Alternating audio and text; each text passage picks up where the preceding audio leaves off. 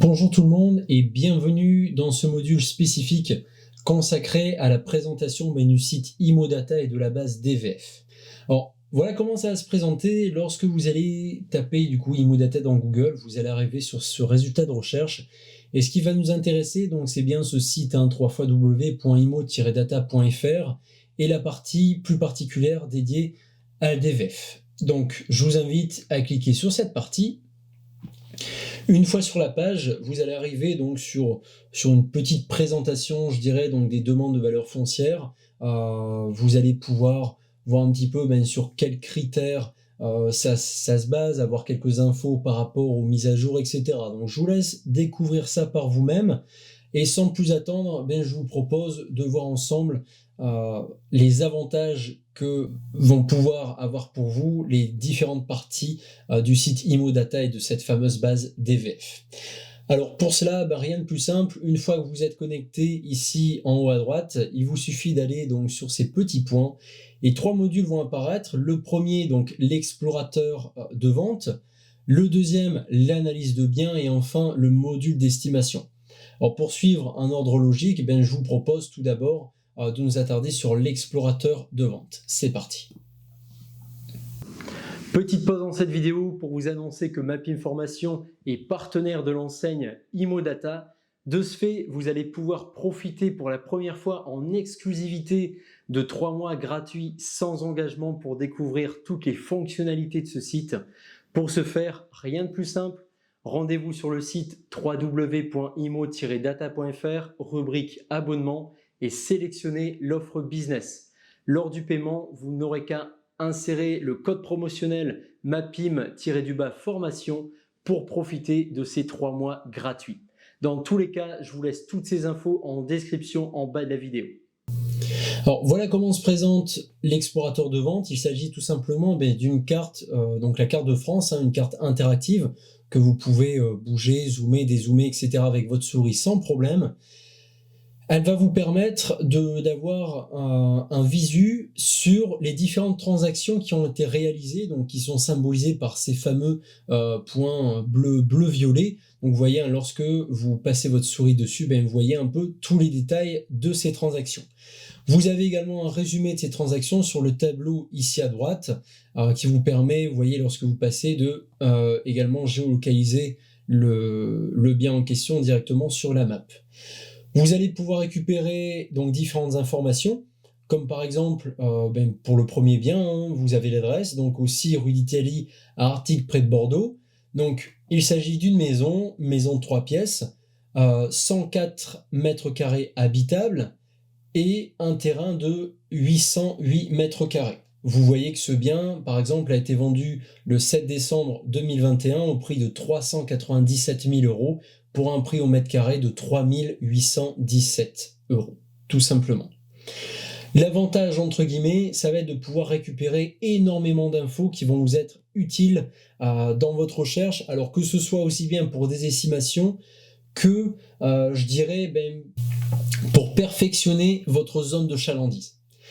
Alors, vous allez pouvoir filtrer par exemple vos lieux de recherche en inscrivant une adresse ici dans la barre de recherche en haut à droite. Alors, dans mon cas, je connais un petit peu moins Bordeaux, donc je vais me permettre de sélectionner une commune que je connais plutôt bien pour y avoir travaillé, celle de Lille, dans le nord de la France. Alors, vous notez Lille, vous cliquez donc sur OK.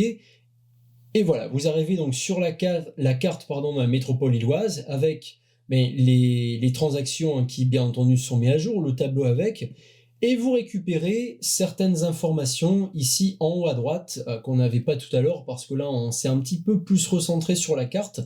Vous allez pouvoir récupérer le nombre de ventes, le prix moyen au mètre carré, le prix de vente moyen et la surface moyenne. Alors ces éléments-là, bien sûr, vont être modifiés en fonction d'où vous vous déplacez sur la carte, vous voyez tout simplement. Donc là, ça se recharge et vous allez avoir des données, bien entendu, différentes qui vont se mettre à jour et des filtres que vous allez appliquer. Alors avant de parler de ces filtres, je voudrais quand même faire écho à la zone de chalandise dont on parlait il y a une minute. grâce à un super outil sur ce site Immodata qui s'appelle la carte comparative que vous allez trouver ici en haut à droite. Alors lorsque vous l'activez, vous voyez que ça reprend cette même carte, donc en plein écran, donc ici la carte de l'île, sous différents codes couleurs. Alors ces codes couleurs vont dépendre de plusieurs choses, à la fois de certains filtres que vous allez apposer ici, mais surtout des filtres que vous allez trouver dans ce menu déroulant. À savoir, vous allez pouvoir filtrer votre secteur de prospection, je dirais, votre zone de chalandise plutôt en fonction du nombre de ventes par habitant, le nombre de ventes, le montant total en euros des ventes, le prix de vente moyen et le prix moyen au mètre carré. Alors, imaginons tout simplement, voilà, je suis agent immobilier, soit je suis expérimenté, mais je souhaite quand même réétudier ma zone de chalandise, en fonction des dernières transactions qui ont été faites l'année précédente. Alors pour ce faire, rien de plus simple, vous allez déjà appliquer un filtre de date de vente. Alors par défaut, le site Immodata place le curseur au maximum, donc pour mon cas ici, au moment où je tourne la vidéo, ça va de janvier 2014 à décembre 2021.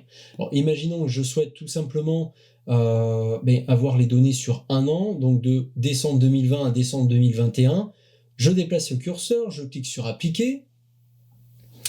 Donc certaines modifications ont été prises en considération, je ne filtre pas par type de bien, peu importe, on s'en fiche. Par rapport à ma zone de chalandise, voilà, je souhaite soit perfectionner, améliorer un petit peu ma zone de prospection, mon démarchage pour rendre les choses plus efficaces. Je sais que je passe beaucoup de temps à démarcher, il me faut vraiment quelque chose maintenant d'un peu plus restreint, mais qui me permet d'augmenter mon taux de retour. Donc cet outil va justement me permettre cela. Ça peut être aussi l'exemple où je démarre dans l'immobilier tout simplement.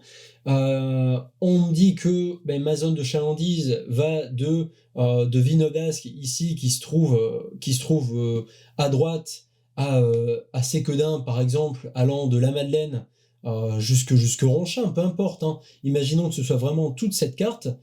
Mais je vais me dire, tiens, je vais essayer de me concentrer sur les cartes, sur les secteurs géographiques, qui vont réellement présenter un intérêt pour moi. Aucun intérêt que j'aille démarcher toutes ces zones. Alors déjà, je ne pourrais pas, ça fait des milliers et des dizaines de milliers de boîtes aux lettres, c'est juste impossible. Si je veux pouvoir passer régulièrement, connaître mon secteur de prospection, me faire connaître également pour passer encore une fois aux yeux de mes clients, pour un vrai professionnel, je n'ai pas le choix, il faut que j'arrive à restreindre justement cette zone. Alors, par rapport à ces filtres, je vais par exemple me dire, tiens, ce serait par exemple intéressant de me baser sur le nombre de ventes qui ont été réalisées sur le secteur. Alors, une fois que vous cliquez dessus, vous voyez, une mise à jour de la carte a été réalisée. Et qu'est-ce que cette mise à jour me dit? Tout simplement que, en effet, il n'y a peut-être pas trop d'intérêt d'aller démarcher sur des coins comme Lambersart, Mont-Saint-Barreul, etc. Encore une fois, je ne dis pas que les autres secteurs en vert ne sont pas intéressants. Tout dépend encore une fois de votre zone de chalandise et de ce que ça peut vous rapporter. Pour l'exemple, je dirais, pour simplifier un peu les choses, imaginons que voilà, j'ai mon secteur, je me rends compte que le nombre de ventes ici est principalement situé donc au niveau du Vieux-Lille que nous avons ici, le centre de l'île et Oisem.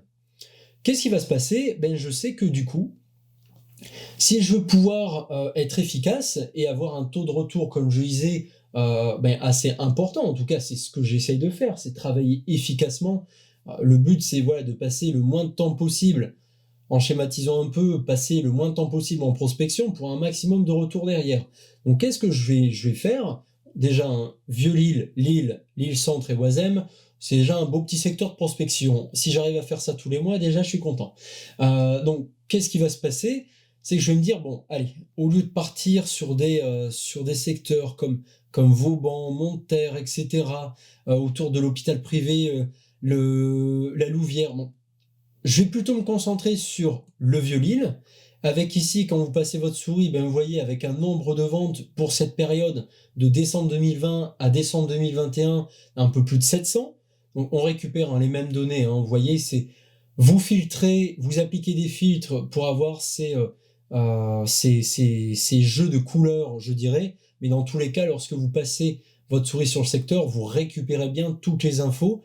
Vous avez le nombre d'habitants, donc un peu plus de 19 000 pour le Vieux-Lille. La surface aussi, ça peut être intéressant, pourquoi pas. Le nombre de ventes par habitant, le nombre de ventes, on en a parlé, total, par rapport à cette période donnée, je dirais, le montant total des ventes, le prix de vente moyen, ça aussi, c'est un élément relativement important, et le prix moyen au mètre carré.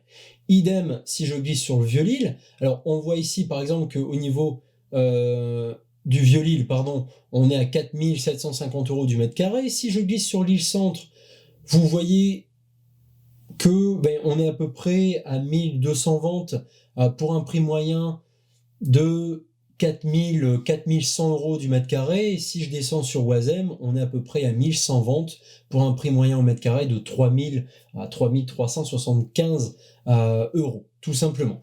Alors, pourquoi ces données, ça va être intéressant, je dirais, en plus de restreindre un petit peu son périmètre et être plus efficace, tout simplement, demain, je travaille sur le secteur, j'ai un client qui recherche un bien, appartement, maison, terrain, peu importe, qui m'informe de son budget et de la surface. Imaginons qu'il recherche une maison, je dis une bêtise, de 80, 90, 100 mètres carrés, peu importe, pour un certain budget. En fonction de ça, je vais pouvoir établir très facilement un prix moyen au mètre carré, c'est très simple à faire. Si je constate que mon client a plutôt un prix au mètre carré qui avoisine les 2500 à 3000 € du mètre carré, je vais peut-être oublier le Vieux-Lille où on a des prix qui en général dépassent facilement les 4000 € du mètre carré, voire certaines rues où ça peut réellement être beaucoup plus que ça. Et je vais peut-être soit chercher, Lille c'est un exemple un peu particulier, mais on trouve ça dans notre secteur, je pense par exemple à Marseille, à Bordeaux ou autre, c'est que Lille, on peut diviser des quartiers en quartiers, encore une fois, parce qu'on va avoir des prix qui vont fluctuer en fonction des rues, des quartiers, etc. On est sur un prix moyen à 4100 € du mètre carré, bien que maintenant ça devient un petit peu moins vrai sur Lille, mais on pourrait très bien avoir un secteur qui tourne plus autour de 3200, 3300 € du mètre carré. Un autre secteur, on va être à plus de 5000 € du mètre carré. Bon, voilà, ça tout dépend de votre secteur. Ce même client, je vais peut-être plus l'inciter, soit à rechercher ce type de secteur sur l'île en connaissant encore une fois bien ma zone de prospection parce qu'elle est restreinte et donc beaucoup plus efficace à repérer. Je connais aussi le type de bien que je vais pouvoir trouver et proposer à mes clients. Ou je peux très bien faire le choix de leur dire, écoutez, je vais essayer de rechercher un petit peu du côté de Oisem, ça colle un peu plus dans vos prix, est-ce que Oisem, ça pourrait éventuellement vous convenir? Si votre client est d'accord, pas de souci, pourquoi pas dans ce cas-là chercher à la périphérie de l'île Centre, ça peut être une solution. Donc voilà en quoi ces données peuvent réellement, je dirais, être intéressantes. Alors, si maintenant on quitte cette fameuse carte comparative, vous allez également pouvoir rechercher, je dirais, par secteur un peu plus précis. Alors, dans mon cas, prenons une rue, voilà, je connais par expérience. On va prendre la rue d'Avy sur l'île. Donc, vous voyez, lorsque vous cliquez là-dessus, donc la nouvelle carte charge encore une fois, les données sont mises à jour aussi, et vous voyez encore une fois que pour cette période de décembre 2020 à 2021, vous avez sur cette même rue donc les différentes transactions qui ont été réalisées. Vous les retrouvez également dans ce tableau. Alors attention toutefois, vous voyez que plusieurs transactions ont été effectuées à la même adresse, tout simplement parce que là, il s'agit deux cas possibles. Soit il s'agit d'immeubles où vous allez avoir certainement comme ici. Donc ici par exemple, il s'agit d'un appartement, donc certainement d'un immeuble de rapport où vous allez avoir, donc vous voyez plusieurs appartements ici, un de 24 mètres carrés, donc vendu le même jour, hein. Vérifiez bien ici, référez-vous aussi à la date de vente, donc le 30 septembre 2021. On voit que le 30 septembre 2021, on a eu un appartement vendu, donc un appartement de 24 mètres carrés, un autre de 16, un autre de 21, un autre de 24 et un de 21 aussi. Vous voyez? Donc voilà, on peut se dire que le même jour, soit un immeuble de rapport a été vendu, ou voilà, plusieurs appartements qui ont été vendus à diverses personnes le même jour. Pourquoi pas? C'est une possibilité. Voilà un peu comment il faut interpréter ces résultats. Ou s'il s'agit d'une maison, là c'est encore plus intéressant parce que, enfin c'est tout aussi intéressant je dirais, parce que vous allez tomber, donc si vous voyez sur l'appartement c'est exactement la même chose. Au niveau d'une maison, vous allez par exemple avoir la possibilité de pouvoir visualiser 2 ou 3 transactions sur ce même bien. Ça veut dire que la maison a été par exemple vendue une fois en 2021, une fois en 2017, une fois en 2014, par exemple. Bon, dans ce cas-là, nous, on est vraiment fixé sur ce laps de temps, hein. Ici, si jamais je le remettais à 0 2014, on verrait certainement d'autres biens qui apparaissent, qui ont peut-être été vendus de la sorte. Pourquoi pas? Alors, ce qui va nous intéresser, par exemple, alors imaginons que la maison qui m'intéresse par rapport à la surface cadastrale, et peu importe, se situe au numéro 25. Imaginons, 25 rue Davy. Alors, je clique dessus, et vous voyez qu'une fenêtre ici à droite s'ouvre. Alors, tout l'intérêt aussi de cette base de données Immodata, c'est que vous allez éviter de passer par cadastre.gouv pour récupérer des éléments, on va le voir après. Vous allez éviter de passer par Google Maps pour avoir une vue de façade. Tout est vraiment intégré à travers ce site. Comme là par exemple, vous voyez, c'est une carte aussi interactive, on est sur du Google Maps qui est mise à jour 2022. Et vous voyez donc la maison, je suppose que ça doit être celle-ci, imaginons, numéro 25, je n'ai plus de tête. Imaginons, voilà. Donc, vous allez pouvoir visualiser l'état de la façade, déjà d'entrée, voir un petit peu le voisinage, comment ça se comporte, au niveau des places de stationnement, pourquoi pas, hein, en fonction des zones où vous vous trouvez. Vous allez également pouvoir naviguer très facilement sur la carte, hein, de toute façon, comme je vous l'ai dit, c'est du Google Maps, pardon. Rien de bien compliqué. Ça vous donne déjà, je dirais, plusieurs renseignements par rapport à ce bien et le fait justement de pouvoir analyser les différentes ventes qui ont été faites dans cette même rue. Alors, une chose également, hein, on a parlé des filtres en fonction de cette fameuse date, mais on va également pouvoir filtrer les biens, donc soit par type de bien, donc maison, appartement, terrain, peu importe. Vous choisissez ce qui vous plaît, vous faites appliquer. Donc là, encore une fois, toutes les cartes vont se mettre à jour. Ça peut être un prix de vente également. Vous voyez, vous avez quand même une fourchette qui va de 0 à un peu plus de 4 millions d'euros, donc il y a réellement de quoi faire. Par nombre de pièces, donc imaginons, voilà, vous savez que le bien de votre client est un 2 pièces. Bon, je vais regarder les 2 pièces, pourquoi pas faire une corrélation avec les 3 pièces studio, les 4 pièces et 5 pièces, je vais par exemple les enlever, parce que ça n'aura aucun intérêt pour moi. Vous allez également pouvoir filtrer cela par prix au mètre carré, par surface, donc surface habitable, hein, je précise, et surface du terrain. Et enfin, vous allez pouvoir trier du coup les ventes, donc soit par date, soit par prix, en fonction des dates qui vont être affichées ici au niveau du tableau, tout simplement. Un point maintenant qui va nous intéresser, hein, si on revient ici sur ce fameux numéro 25 rue Davy, ça va être l'analyse du bien. Alors pour ce faire, je vous propose, maintenant l'exemple est de partir sur, imaginons un bien, on a déjà quelques renseignements. Imaginons, donc on va partir sur peut-être sur celui-ci. Donc allez, par exemple, le 15 rue d'Entière à Lille. Donc on va cliquer sur analyser ce bien, donc une fenêtre va s'ouvrir. Vous voyez, donc vous allez avoir les renseignements. Donc là, il s'agit encore une fois, hein, c'est les mêmes infos qui sont reprises. Donc une maison de 4 pièces, de 69 mètres carrés et d'un terrain de 72 mètres carrés. Vous allez cliquer sur analyser ce bien, une nouvelle fenêtre va s'ouvrir et vous allez récupérer ce qui va vous servir en fin de compte de rapport d'estimation.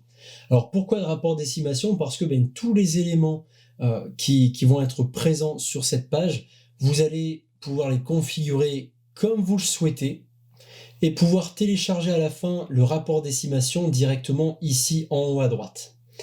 Alors comment ça se passe? Certaines choses, certaines sections, vous allez pouvoir les éditer comme ici, on va le voir tout de suite après, et même d'essayer de masquer certaines sections, tout simplement. Imaginons que vous ne souhaitez pas avoir certaines, vous décochez, on le verra également après, et vous allez pouvoir ensuite télécharger votre rapport d'estimation, et vous allez voir qu'en finalité, on obtient réellement un rapport d'estimation professionnel. Alors, tout d'abord, au niveau de l'analyse du bien, c'est pour l'introduction, donc vous voyez, vous pouvez cliquer sur éditer. Titre du rapport, donc analyse du bien, vous pouvez mettre estimation du bien, peu importe. L'adresse, préparez-le, préparez pour. Imaginons, on va mettre madame et monsieur, imaginons monsieur Dupont, on s'en fiche. Préambule, vous allez pouvoir mettre ce que vous voulez également, si vous le souhaitez. Alors, vous voyez également que vous allez pouvoir modifier en fait les informations de contact. Alors comment ça se passe? Il vous suffit tout simplement de cliquer ici sur profil, donc je vais l'ouvrir dans une autre fenêtre.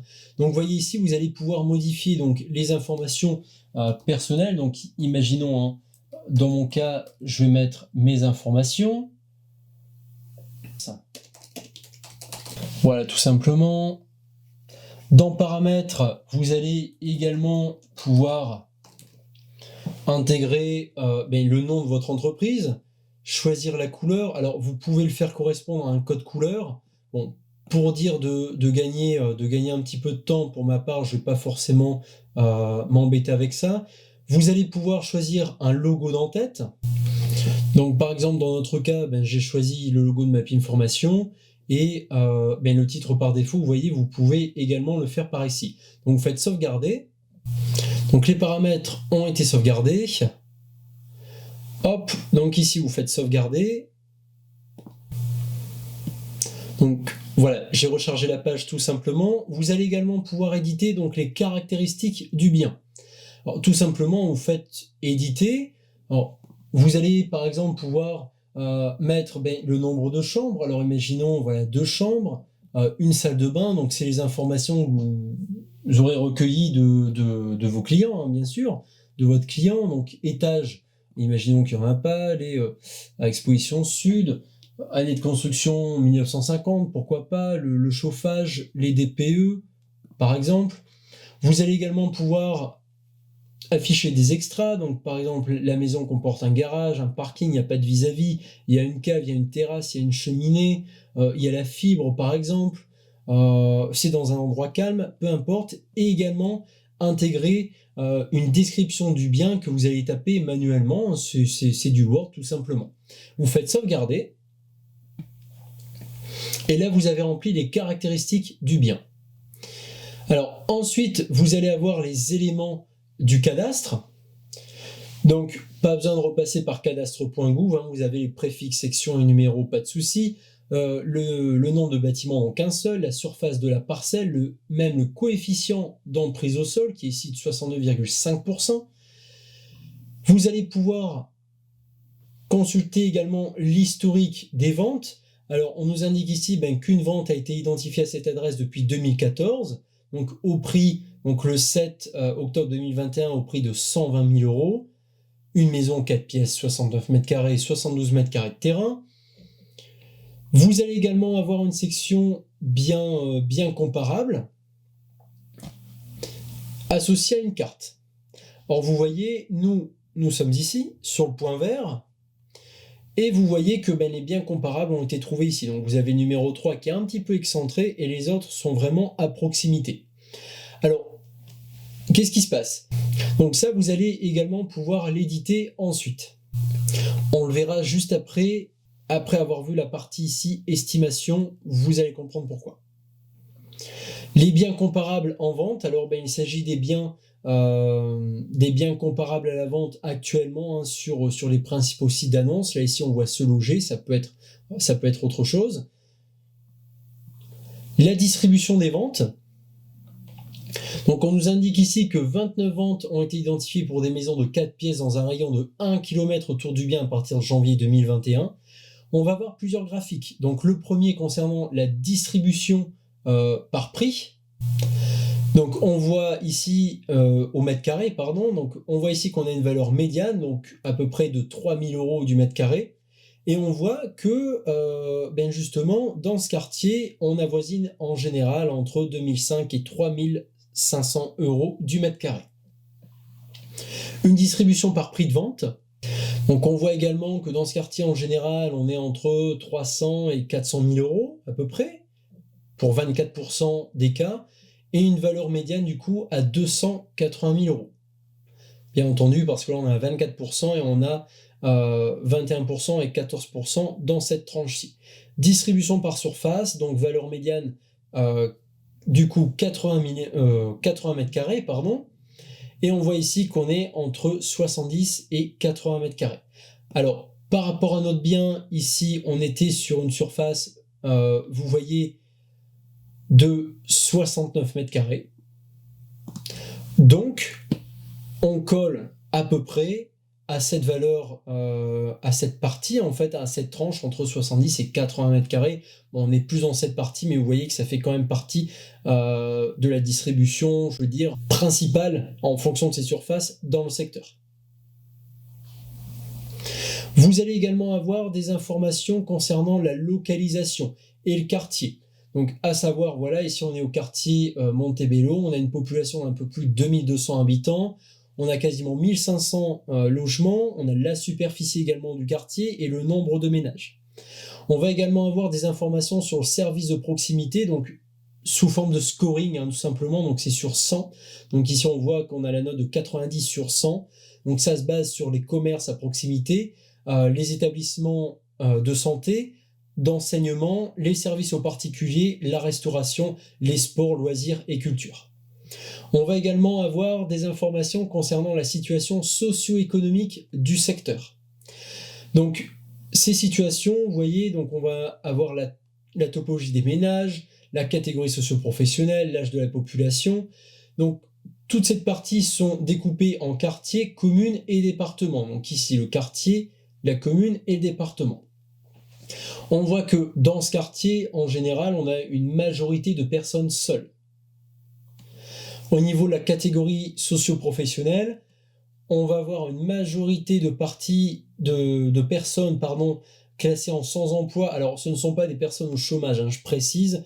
Sur le site Immodata, sans emploi, ça correspond aux étudiants.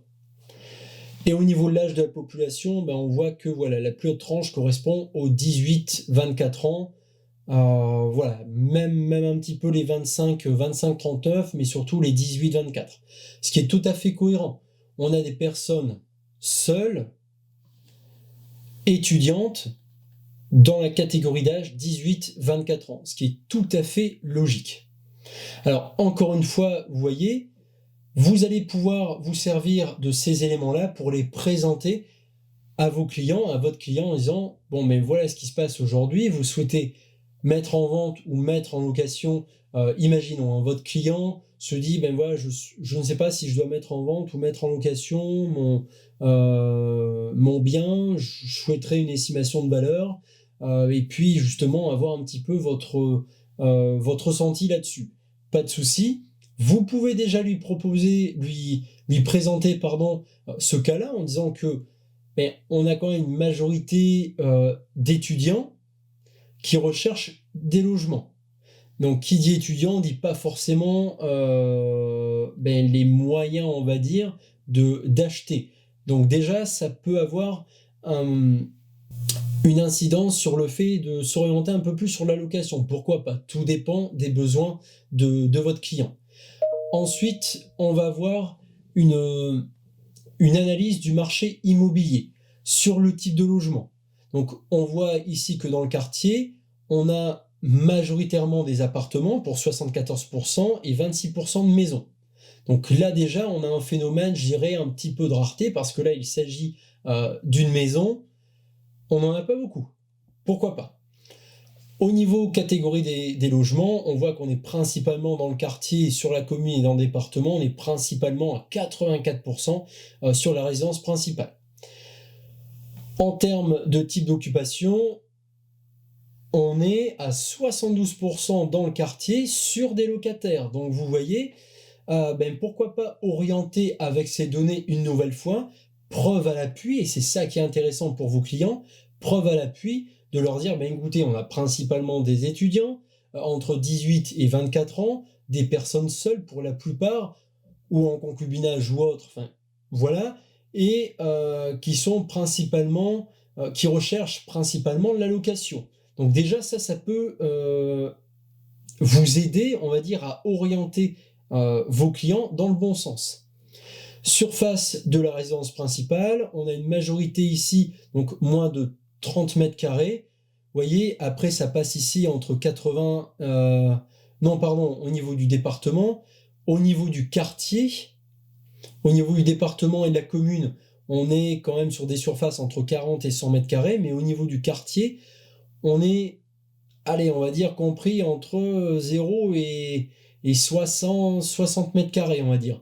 Donc là, on a quand même une maison qui fait 69 mètres carrés, donc c'est aussi un point attrayant, je dirais, pour de futurs locataires, encore une fois. Donc pouvoir, pourquoi pas, se positionner sur une fourchette un peu haute au niveau des loyers ou en termes de transactions également, pourquoi pas. Le nombre de pièces de la résidence principale, encore une fois au niveau du quartier, on est principalement sur des une pièce. Là, au niveau du bien, si je ne dis pas de bêtises, on était sur 4 pièces, donc encore une fois, c'est bien ça, on attise ce phénomène, je dirais, de rareté également. Année de construction de la résidence principale, on est majoritairement sur des maisons entre 1920 et 1945. Voilà, j'avais mis 1950, si je dis pas de bêtises, j'étais pas loin. Ancienneté d'emménagement, vous voyez que dans le quartier, on a pour 32% des personnes qui sont là depuis moins de 2 ans.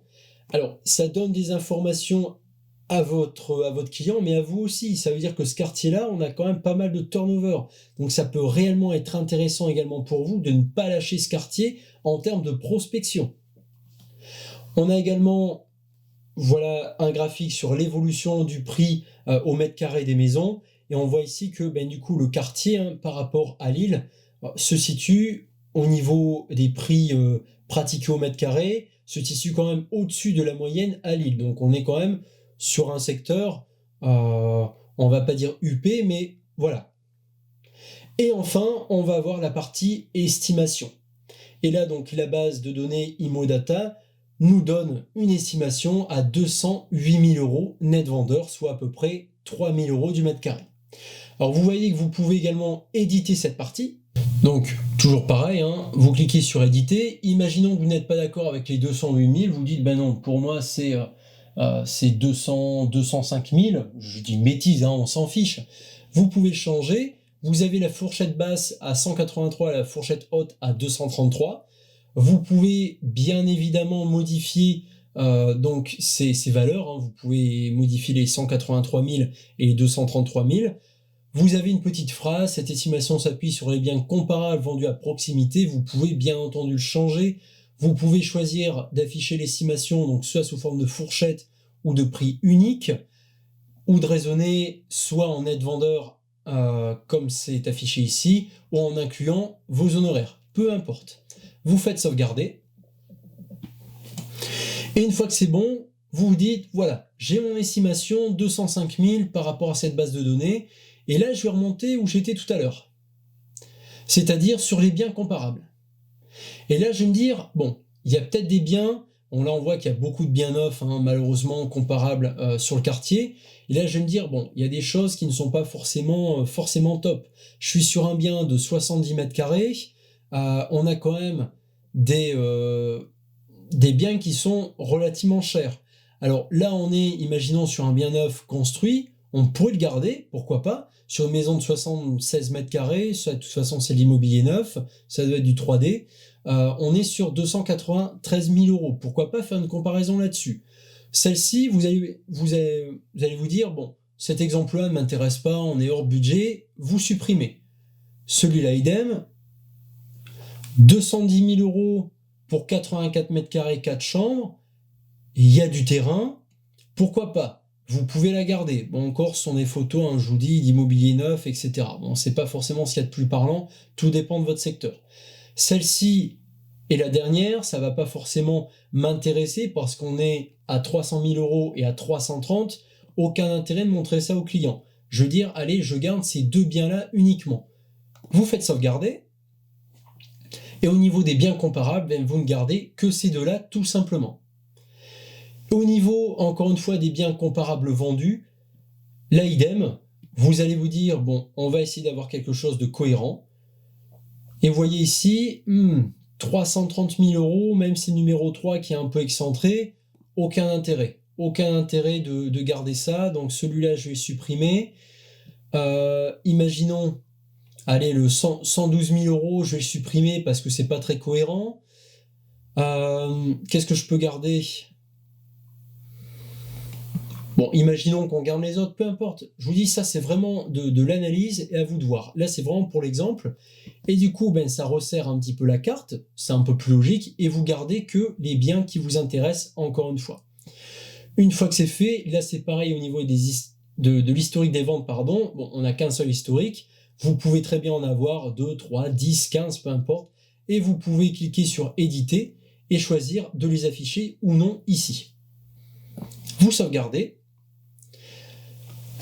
Point également qui peut être relevé, le cadastre. Vous allez me dire, pas forcément intéressant pour les clients. Dans ce cas-là, vous décochez, comme on l'a dit tout à l'heure, ça apparaît grisé. Vous décochez le cadastre et le cadastre n'apparaîtra pas sur votre rapport d'estimation. Une fois que c'est fait, vous refaites le point. Là ici, le bien du coup, si je ne dis pas de bêtises, alors le numéro 15, que je ne dis pas de bêtises, bon, peu importe s'il est là ou derrière, c'est vraiment pour l'exemple. Le numéro 13, donc le numéro 15, numéro 11, donc le numéro 15 est ici. Oui, c'est parce qu'il est juste caché là en fait. Donc le numéro 15 est ici. On va dire, allez, que je dézoome. Une fois que ça c'est OK, tout est bon pour vous. Vous avez tout revu. Vous cliquez sur télécharger. Et vous allez donc obtenir ce fameux rapport d'estimation en format PDF, comme vous le voyez ici. Donc vous récupérez bien l'analyse de biens, donc c'est le nom qu'on a choisi tout à l'heure, le lieu, préparez-le pour Madame et Monsieur Dupont avec votre logo. Vous pouvez mettre, si vous êtes mandataire, votre photo également, peu importe. Ici, le nom de votre agence, les coordonnées, vous voyez, et les couleurs que vous avez choisi également de configurer sur votre profil. L'avantage, c'est que là, vous avez un document sous format PDF que vous pouvez envoyer immédiatement à vos clients sans perdre de temps. Comme je vous l'ai dit, l'avantage sur Imodata, c'est que vous allez pouvoir récupérer un rapport d'estimation réellement professionnel, quelque chose qui fera vraiment pro aux yeux de vos clients avec toutes les données nécessaires. Et croyez-moi que ça va réellement sauter aux yeux de vos clients par rapport à un simple compte-rendu d'estimation tapé sur Word ou autre. Donc vous voyez bien, on récupère donc là ici les 7 pages avec les caractéristiques du bien. On a ici le logo de votre agence à ce niveau-là, donc aucun problème. L'historique des ventes, donc avec les couleurs associées, encore une fois, les biens comparables vendus, la fameuse carte, les biens comparables en vente, la distribution des ventes, vous voyez, vous récupérez vraiment tout. Et là, l'estimation de leurs biens à la fin, vous avez réellement quelque chose de professionnel. Alors, le tout dernier point qui va nous intéresser donc, dans cette partie consacrée à l'Imodata, quand on reprend ces petits points, donc on a parlé tout à l'heure de l'explorateur de vente, on vient de parler de l'analyse de biens, et maintenant on va parler du module d'estimation. Alors, lorsque vous cliquez dessus, vous allez arriver sur cette page et l'intérêt du module d'estimation, ça va être de pouvoir récupérer ce qu'on appelle des leads, en fait, des prospects tout simplement. Vous allez du coup pouvoir intégrer facilement, donc vous voyez, ça reprend les couleurs qu'on avait choisies tout à l'heure, et intégrer facilement ce module d'estimation-là sur votre site ou sur vos landing pages, hein, si vous utilisez ça via votre site pour faire la pub sur les réseaux sociaux, etc. Ça va être un moyen de faire une estimation de valeur pour vos visiteurs, vos prospects, mais je veux dire de manière assez large, parce que l'estimation qui va être donnée, la fourchette de prix est assez large. Le but, c'est tout simplement que vous puissiez récupérer les coordonnées de vos clients.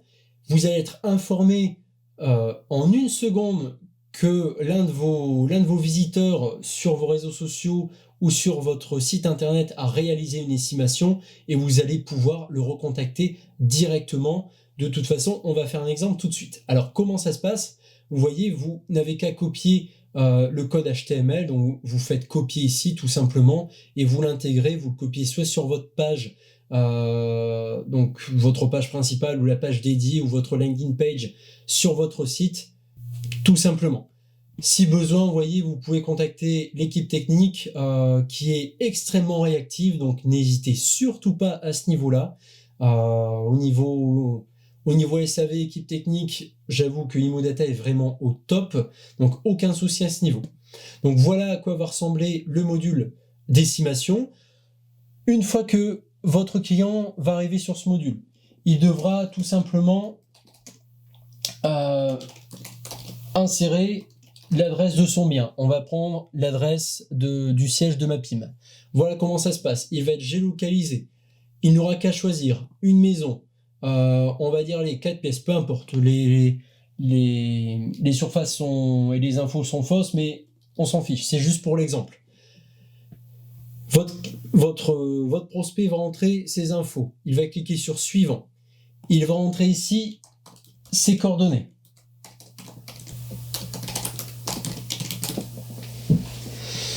Il va dans tous les cas devoir accepter de pouvoir être recontacté afin d'affiner son estimation en fonction des caractéristiques de son bien.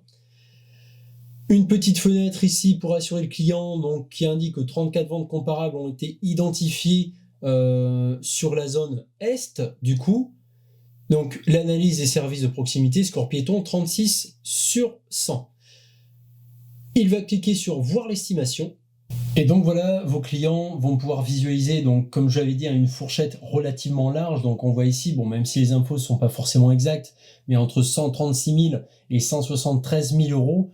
Le but, comme je vous l'ai dit, ça va être de pouvoir les recontacter. Et comment ça va se faire? Tout simplement, vous voyez, lorsque j'ai envoyé le formulaire, j'ai reçu un mail, donc ce mail-ci, donc d'Imodata, qui vous invite à consulter les informations de votre contact, tout simplement. Donc il suffit de cliquer dessus et vous allez arriver ici, donc sur la partie module estimation, avec les clients, je dirais, plutôt actifs. Donc vous allez récupérer le nom et le prénom, le mail, le numéro de téléphone, l'adresse, la description du bien, l'estimation qui a été donnée par Imodata. Et quelque chose de merveilleux, ça va être de pouvoir cliquer sur analyser. Pourquoi? Parce que l'objectif pour vous, c'est, comme vous le savez très certainement, de ne pas perdre de temps. Et qui dit pas perdre de temps, dit recontacter son prospect dès que celui-ci a envoyé, a réalisé, je dirais, cette estimation. Et lorsque vous allez l'appeler, regardez, vous allez pouvoir avoir cette même fenêtre que celle qu'on a vue tout à l'heure sur l'analyse de biens et pouvoir discuter directement avec lui, pouvoir éditer et rentrer les caractéristiques plus précises du bien, et en plus de ça, avoir de la matière à discuter, parce que vous allez avoir donc le fameux relevé de cadastre, vous allez voir où se situe exactement le bien, vous allez également pouvoir récupérer un historique des ventes. Là, il n'est pas disponible pour le siège de MAPIM, ce qui est tout à fait logique, je dirais, mais voilà. Des biens comparables vendus, encore une fois sur le secteur, donc vous allez pouvoir vous faire une idée. Les biens comparables aujourd'hui en vente, la distribution, encore une fois, des ventes par rapport au prix, par rapport aux surfaces, les données de localisation, comme on l'a vu tout à l'heure, les situations socio-économiques, etc. Et bien entendu, à la fin, une estimation beaucoup plus précise, je dirais, que votre client ne va pas avoir, à savoir, comme ici, les fameux 154 000 euros. Donc encore une fois, l'avantage d'Imodata, en plus de pouvoir réaliser ces rapports d'estimation vraiment de qualité professionnelle, grâce à leur module d'estimation, ça va vous permettre de récupérer de précieuses coordonnées et de pouvoir être réactif, d'être extrêmement réactif face aux estimations qui vont pouvoir être faites même par vos visiteurs, vos leads, etc. et pouvoir les recontacter et en plus de ça, avoir de la matière à discuter avec eux. Et ça va vous permettre, à leurs yeux, de passer pour un vrai professionnel en leur montrant que vous connaissez le secteur, vous savez à peu près où le bien se situe, vous avez déjà des éléments pour pouvoir discuter avec eux, pour pouvoir échanger avec eux, et à la fin, convenir d'un rendez-vous, je dirais, le plus vite possible. Voilà pour cette présentation donc du site Imodata et de tous ses atouts. Je ne peux que vous inciter à l'utiliser dans votre travail au quotidien. C'est vraiment un outil exceptionnel qui va non seulement, comme j'ai dit, vous permettre de gagner un temps considérable, mais aussi, comme je n'arrête pas de le répéter, de passer pour un vrai professionnel aux yeux de vos clients.